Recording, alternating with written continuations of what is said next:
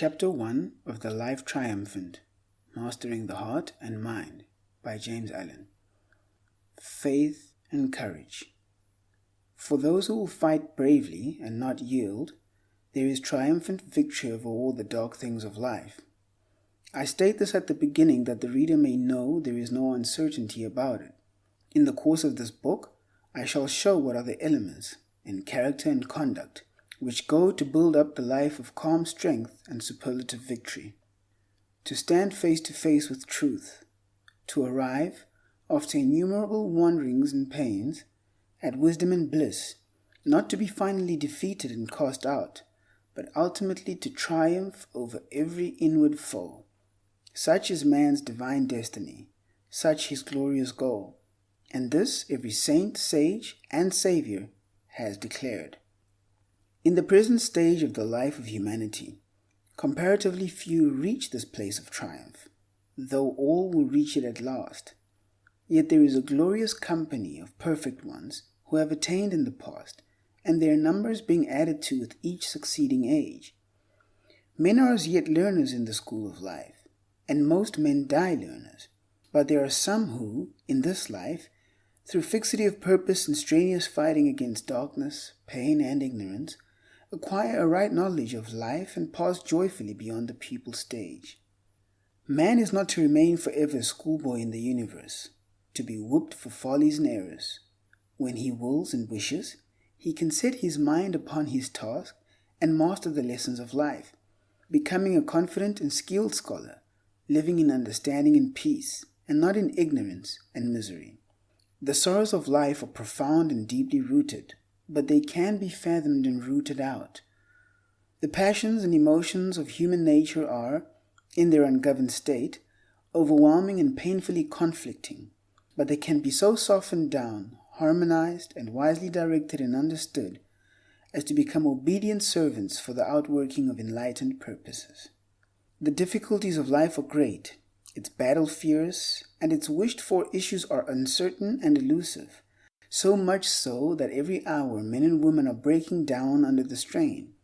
Yet these conditions have no objective and arbitrary existence. In their true nature they are subjective and purely mental, and can be transcended. There is no inherent and permanent evil in the universal order, and the mind can be lifted up to the moral altitude where evil can touch it no more. A steadfast faith in an eternal and universal justice, in an overruling good, is the prelude to the life triumphant. The man who aims to become strong, serene, and steadfast at heart must at the onset have no doubt that the heart of life is good. He who is to gaze upon the cosmic order and experience the rapture of emancipation must realize that there is no disorder in his life but that which he creates. This realization is difficult, so prone is the mind, in its imperfect stages, to self-pity and self-justification, but it can be attained, and must be attained, by him who is to live the freed life. At first, it must be believed, and the belief must be adhered to, until it ripens into realization and knowledge.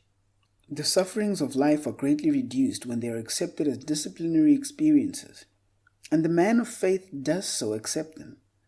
The sufferings of life are transcended and put away when all experiences are accounted good, and are utilized in the development of character, and the man of knowledge does so regard and utilize them. Faith is the great dawn which precedes the full and perfect day of knowledge. Without it there can be no attainment of strength, no permanent security of heart. The man of faith does not succumb when difficulties present themselves.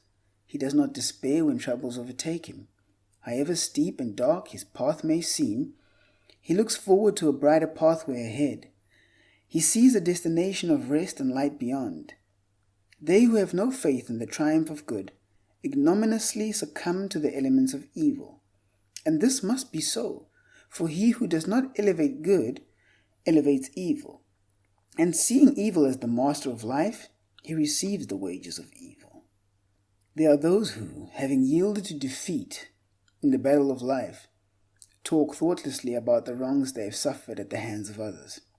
They believe, and try to make others believe, that they would have been successful or rich or famous but for the treachery and villainy of those about them.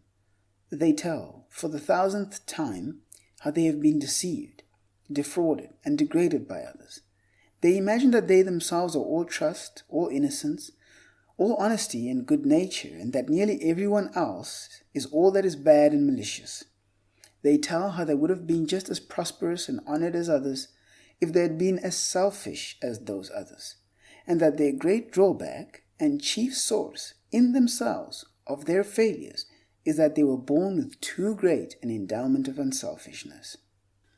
Such self-praising complainers cannot distinguish between good and evil, and their faith in human nature and the goodness of the universe is dead. Looking upon others, they have eyes for evil only. Looking upon themselves, they see only suffering innocence. Rather than discover any evil in themselves, they would have all humanity bad.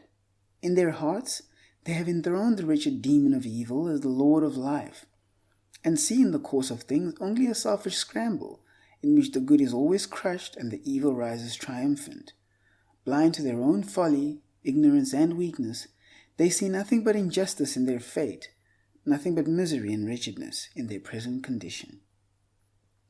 He who would have even a useful and successful life, yet alone a spiritually noble and victorious one, must at once root out and cast away this wretched condition of mind that negates all that is good and pure and gives preeminence to all that is base and impure. Misfortune, misery, and defeat most surely await the man who believes that dishonesty, deceit, and selfishness are the best weapons whereby to achieve a successful life.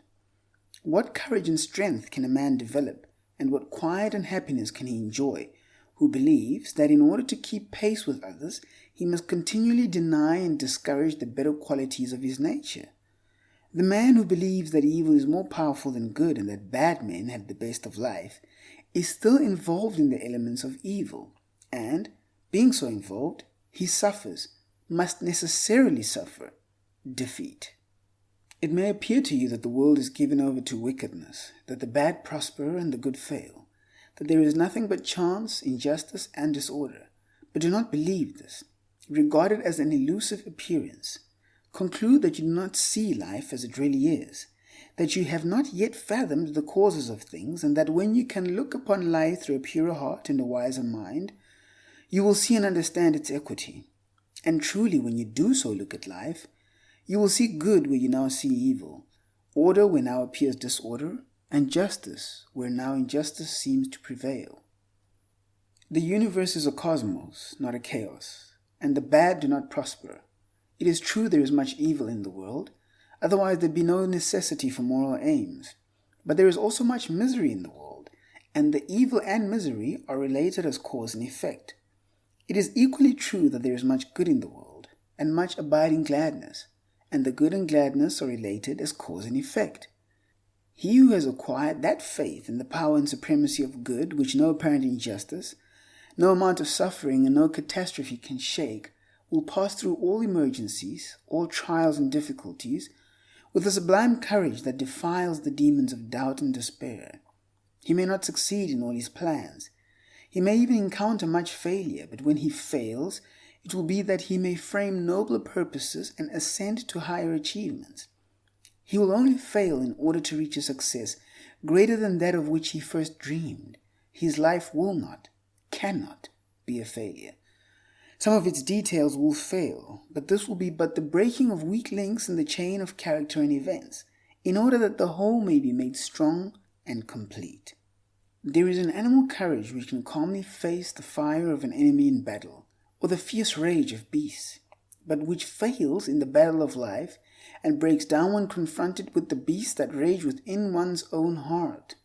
It requires a higher, diviner courage to remain calm in the hour of deprivation and calamity than in the heat of battle, to overcome self and to overcome another. And this diviner courage is the companion of faith. A mere theological belief, commonly confused with faith, will not avail. Beliefs about God, Jesus, creation, etc. are merely surface opinions, derived chiefly from custom, which do not reach down to the real life of a man and have no power to bestow faith. Such beliefs may accompany faith, but they are distinct from it. Frequently, Those who hold most tenaciously to particular beliefs about God, Jesus, the Bible, are most lacking in faith. That is, they give way to complaint, despondency, and grief immediately after some petty trouble overtakes them.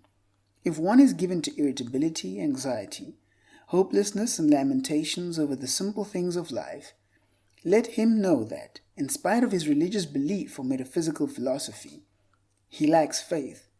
For where faith is, there is courage, there is fortitude, there is steadfastness and strength.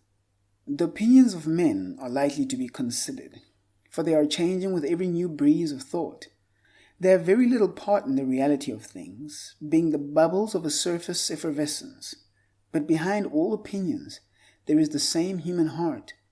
The godless are they who are goodless, even though they may be members of churches and make great profession of faith in God.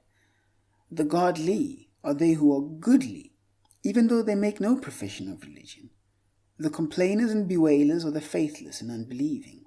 Those who deny or belittle the power of good, and in their lives and actions affirm and magnify the power of evil, are the only real atheists. Faith bestows that sublime courage that rises superior to the petty and selfish disappointments and troubles of life, that acknowledges no defeat except as a step to victory, that is strong to endure, patient to wait, and energetic to struggle. It perceives the benign law of truth in all things, and is assured of the final triumph of the heart and the kingly power of the mind. Light up, then, the lamp of faith in your heart, and walk through the darkness guided by its illuminating rays. Its light is dim and cannot be compared with the sunlight brilliance of knowledge, but it suffices to lead one safely through the mists of doubt and the black darkness of despair, along the narrow thorny ways of sickness and sorrow, and over the treacherous plains of temptation and uncertainty. It enables man to ward off and outstrip the foul beasts that rage in the jungle of his heart, and to reach safely the open plains of a pure life, and the mountain levels of conquest, where the dim light of faith is no longer needed. For leaving behind him all the darkness, all the doubt, error, and sorrow, he enters into a new consciousness and upon a higher round of life, works and acts, and lives self-contained and peaceful in the full and glorious light of knowledge. End of Chapter 1.